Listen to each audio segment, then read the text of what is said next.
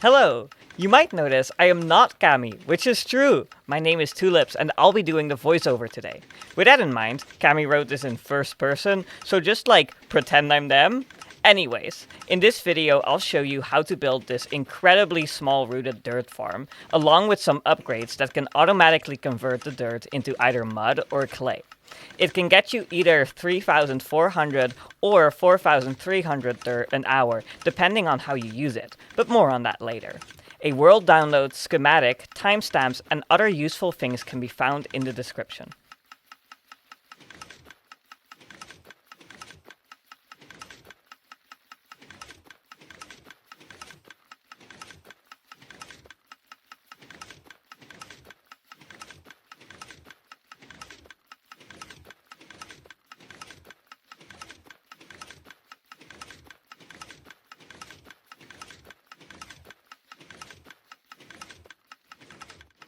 So this is one of those designs that I have so much to say about that I don't really know where to start, or what to even say. So I'll start by going briefly over the history of this farm and the design process, since I think that's pretty interesting.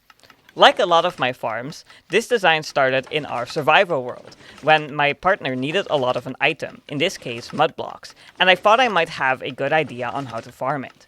However, unlike most of my farms I share, this design stayed pretty similar to the first design I built in survival, which is surprising, considering contraptions I built in survival are usually a bit haphazardly thrown together, with it being survival and all. But yeah, from the moment it first worked in our survival world, to me recording this tutorial, it almost didn't change at all. Here's what it looked like, by the way. Huh, strange. That doesn't look like the design featured in the thumbnail at all. What's going on here? Oh, right. After pulling the design out of our survival world, cleaning it up, recording a tutorial for all segments, and then noticing I did something wrong in the tutorial and having to do half of it again, I decided to scrap all of it, because I came to the realization that the decision to process the entire tree is a bit odd, which makes it seem like I wasted a lot of time, but I totally didn't. It was just incredibly tedious. Yeah, no, it made sense in our survival world, because we could definitely use a lot more wood, so harvesting the tree as well made sense for us. In the final design and in this video, and also because it's very practical, we will be processing just one log, since it's necessary to clear up the space for another sapling. Any logs, or even oak specifically, can be farmed much more efficiently and cheaper in other ways, but for mud and clay, you don't really have that many easy options. So I wanted to see how much I could cut off of the old design by only focusing on extracting the rooted dirt. And I kid you not, after probably like 5 minutes, I made the final design showcased in this video. I obviously did a lot more testing with it while designing the mud and clay converters and the collection, but the core stayed completely the same. All the things that have to happen can be done at once, so no timings are needed. So it's not even that surprising it went so quickly. Every action that has to happen can happen with the base utility of a few redstone components. The piston just has to push the blocks once. The droppers just have to fire once. And that's it. Very simple contraption, which is also a lot faster with dirt production than the previous design. And since the output now only exists of a consistent 2 blocks, simple, non-TNT duping collection methods are a lot more viable as well. So yeah, while the whole experience with redoing and scrapping of the previous design was pretty sour, I am really happy with what we finally got here. Now, on to deco tips. Deco tips, the segment where I try to get you to make your farms look less ugly, without just covering them up and hiding them away, mostly, even though that may be your only option this time. I'll start with the main core, even though there's not that much to say about it, considering it's almost entirely made out of redstone components that can't be replaced. Surrounding it or attaching it to a building could work, though it would be important to keep in mind that azalea requires a 3x3 clearance around it, and will also generate an awful lot of leaves and branches around itself. The thing I did was grow out a few azaleas on the same block to get a general idea of the shape it'll create, and build from there. I didn't even bother with building, and instead turned the generated cubes of leaves into a bigger and more organic looking tree or shrub type thingy. When decorating, make sure to leave a gap in between the roof of the building you're making and the top of the azalea tree leaves to not limit the growth of the trees. This wouldn't make your farm unusable, but it will slow it down a bit and waste bone meal. The mud converter could also probably fit into these ideas, since it's so small and close to the core anyways. Next, the clay converters. Fortunately, you don't have to worry much about the farm when decorating this. As long as you leave space for the mud and clay to go through, you'll be good. These are quite a lot bigger though, and a pretty big eyesore at that. I'm not sure keeping most of the farm visible would be worth it though. Simply covering it up with a giant building would probably be your best choice. I can't help but mention the adorable silos that Bedrock built on Hermitcraft for his clay production. I'm not sure something like that would work for this farm since it's quite wide, but who knows, maybe someone can make that work. The same idea also applies to the cube makers if you go with those. Hiding them away in a building probably works best. I personally love keeping cube makers exposed, just so I can see the giant cube of whatever I just farmed and satisfyingly take it down. Might just be me though. Now, about the TNT collection, I honestly don't know. The TNT will just blow up whatever you try to make. You could tightly encase it in a blast-proof block and build around that, which is a bit time-consuming and possibly expensive if you don't want to waterlog the leaves. Do note that if you do this, it has to be fully encased, and by that I mean don't leave out the corners, since blast rays can make their way through the corners of your blast chamber and blow up all of the decoration regardless. You could also put the whole thing in a megastructure, where the blast rays cannot even reach anything. You do you. I usually don't bother with this though, and instead make something like a crane to hold the TNT duper up, so it isn't just a weird floating redstone mass in the air.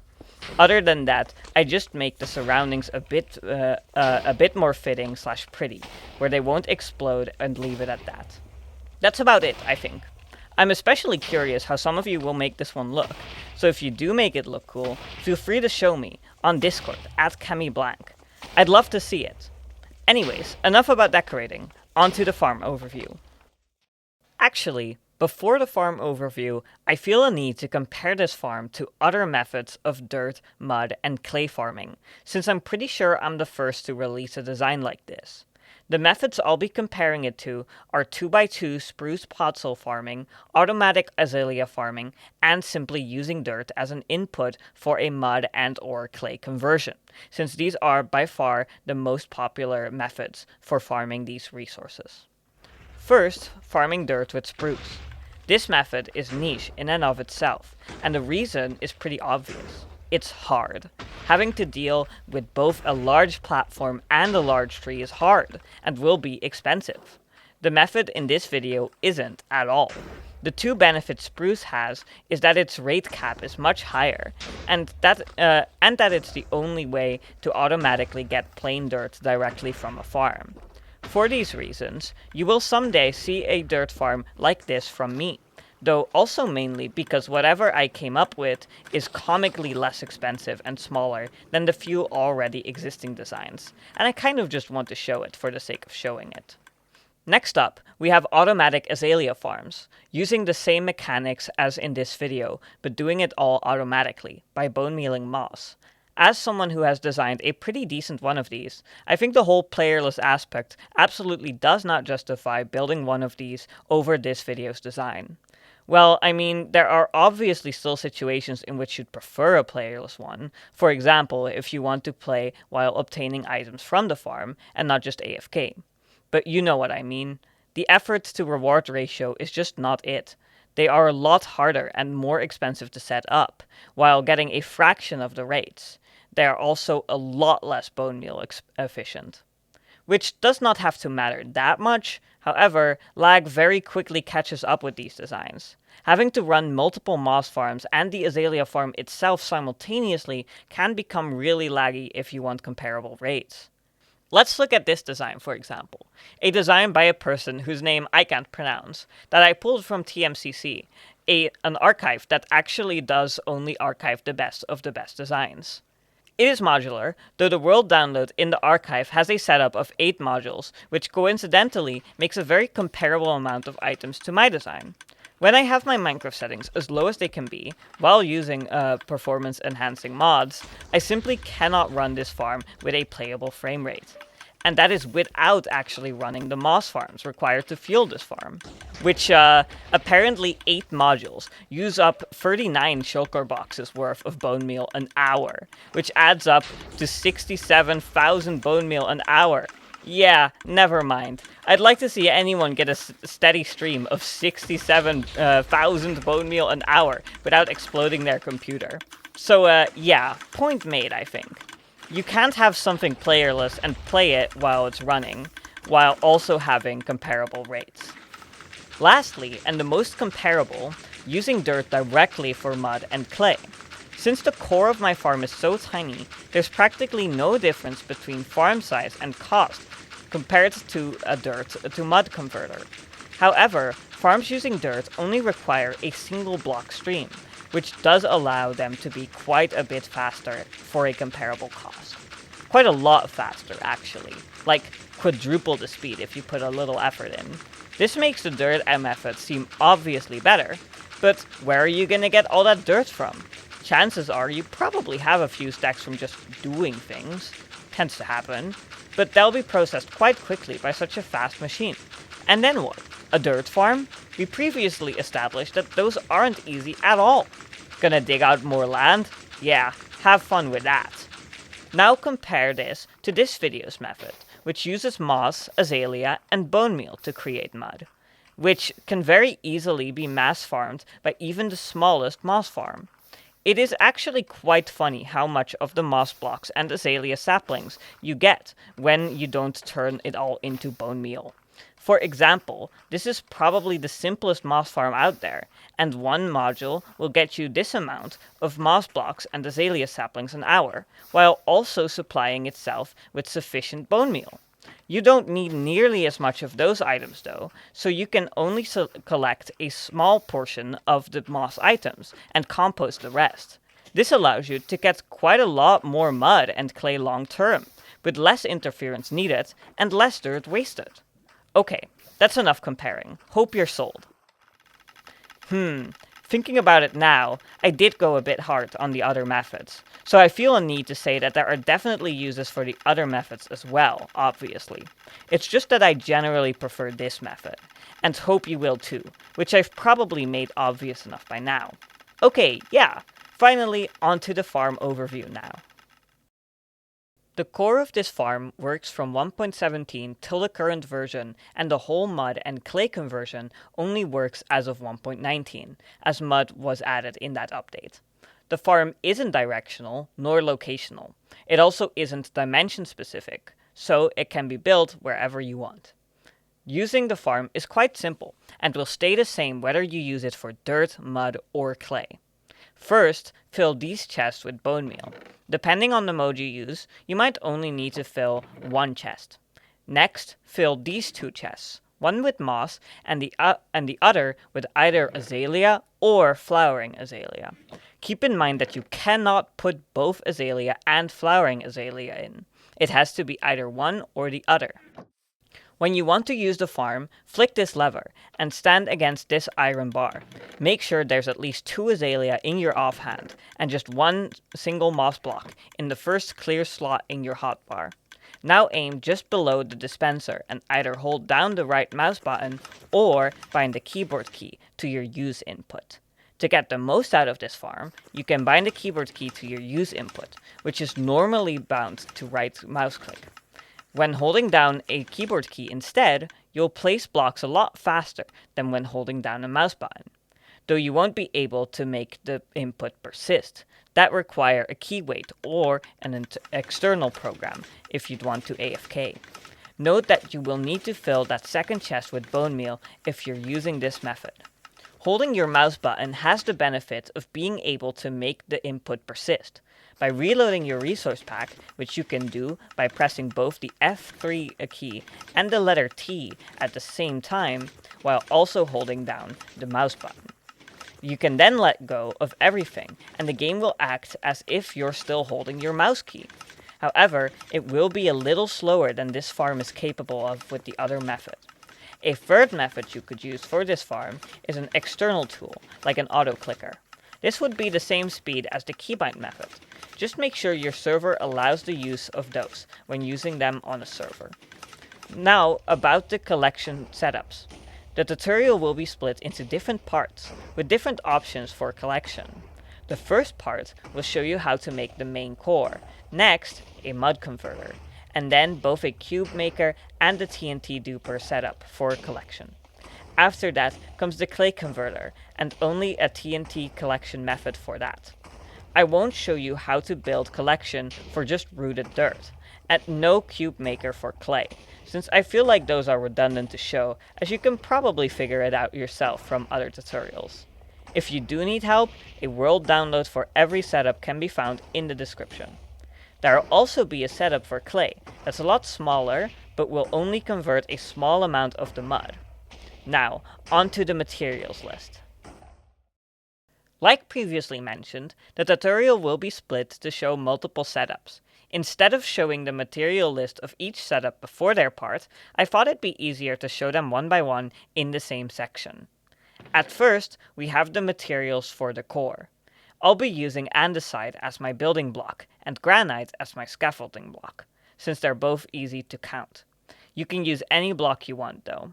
This video will also be the introduction of diorite, which will act as a situational block.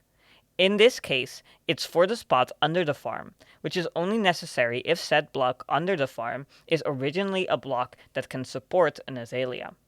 The iron bars are a weird inclusion as well. They're included because they make the farm a bit easier to use and build compared to a fence post, and you'll need quite a lot of them for the clay converter or cube maker anyways. If you're only making the core and mud converter though, you could instead use a fence post. Glass panes are pretty much the same as iron bars, so those would work as well. The rails could be substituted for any block that updates pistons and droppers, like a node block or a powered rail, whatever works for you. If you're not planning on using this farm with a 1 game tick input, you can leave out a hopper and 2 chests. Next up, the mud converter. There's actually not much to be said about this thingy. Just make sure you have 4 extra scaffolding blocks for the bottle filter. Oh, and the rooted dirt is there because it needs to be pre-placed. This can be any block that can be turned into mud, though be careful with dirt, because that can turn into grass, which cannot be converted into mud. Next, the TNT collection. You can use any wood type you want. The gravel can be substituted for any other solid gravity block, like sand or concrete powder. The leaves can be substituted for 2 stairs if you can't waterlog the leaves, even though leaf waterlogging was added in the same version as mud, so you should be able to waterlog leaves. The waterlogged stairs under the duper could also be substituted with any blast-resistant block. Next, the cube maker. These are quite expensive, especially comparatively. You could, however, build them smaller than the full 12 by 13 by 12 to save a lot of resources. The cube maker's piston wall consists of 3 segments, so every segment is 12 by 13 by 4. The cost of one segment is shown on screen, alongside other resources necessary for the build. Do make sure that the cubes are the same size. The iron bars can be substituted with any block that'll change shape next to another block, like fence posts or walls. Note that when building the cube maker, there should be a 13 block clearance in front of every piston in the piston wall. Next, the clay converter. The iron bars can yet again be substituted with any block that'll change shape next to another block, like fence posts or glass panes. The ladders are only there to get on top of the converter to either turn on the TNT duper or access the cube. A trapdoor is only there to allow you to crouch underground to place dripstone, and is not required if you're building your farm in the air. Like the cube maker, you could leave out a lot of the resources by making the converter less tall. This will, however, result in less clay and more mud, which might actually be desirable if you want both. For the dripstone, it can be a bit tricky to get. I'm not sure I have a better suggestion other than going into a big cave and mining away. You could build and use the entire farm without having filled in all the dripstone. This will just result in less clay. You can always fill it in later though. Lastly, the clay TNT collection. The waterlogged leaves can be substituted with any other blast-resistant full block. The gravity block can also be substituted with any other full gravity block, like concrete powder or sand. Oh, and you can obviously use any wood type you want. That's all. I hope this isn't all too confusing. Good luck with the tutorials.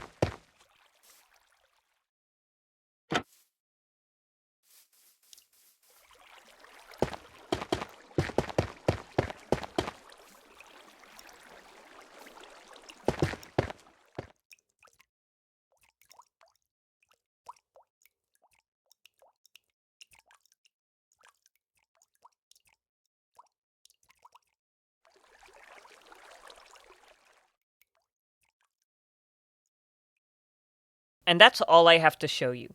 Make sure to check the description. By the way, I have a lot of other videos planned, so stay tuned if you're interested. Also, if you have any ideas on how I could improve my videos, please tell me down in the comments. Any criticism is appreciated. That's it though. If you have any further questions, feel free to DM me on Discord at CamiBlank. Also consider subscribing. It means a lot. See ya!